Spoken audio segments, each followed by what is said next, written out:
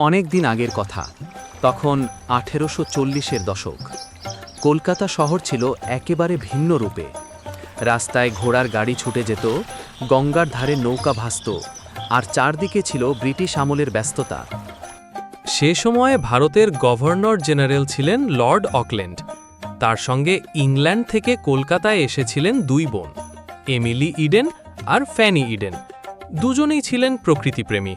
ভ্রমণ আর সৌন্দর্যের খোঁজে বেরোনো ছিল তাদের নেশা। একদিন তারা গঙ্গার ধারে এসে দেখলেন একটা বড় খালি মাঠ পড়ে আছে। এমিলি বোন বললেন, আহা, এখানে যদি একটা সুন্দর বাগান তৈরি করা যেত, তবে শহরের মানুষ একটু শান্তি পেত। ফ্যানিও মৃদু হেসে মাথা নেড়ে সম্মতি দিলেন। প্রথমে মাঠটা ছিল একদম ফাঁকা। তারপর অনেক শ্রমিক কাজ করল, দিন রাত খেটে গাছ লাগালো, ফুল লাগালো আর হাঁটার পথ বানালো। ধীরে ধীরে সেই মাঠটা পাল্টে গেল একটা সুন্দর বাগানে। আর শহরের মানুষ চিনতে শুরু করলো সেই বাগানটাকে ইডেন গার্ডেন্স নামে, ইডেন বোনদের স্মরণে। এখানেই গল্প শেষ হলো না।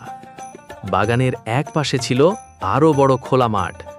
ব্রিটিশ অফিসাররা ভাবলেন, এখানে তো ক্রিকেট খেলা দারুণ হবে। তাই ১৮৬৪ সালে সেই খোলা মাঠেই প্রথম ক্রিকেট ম্যাচ খেলা হলো। সময়ের সাথে সাথে এই মাঠ শুধু বাগান থাকল না, হয়ে উঠল এক বিশাল ক্রিকেটের মন্দির। আজকের দিনে ইডেন গার্ডেন মানেই হাজার হাজার মানুষের গর্জন, হাজার হাজার হাতের তালি আর ভারতের ক্রিকেট ইতিহাসের অগণিত সোনালী মুহূর্ত।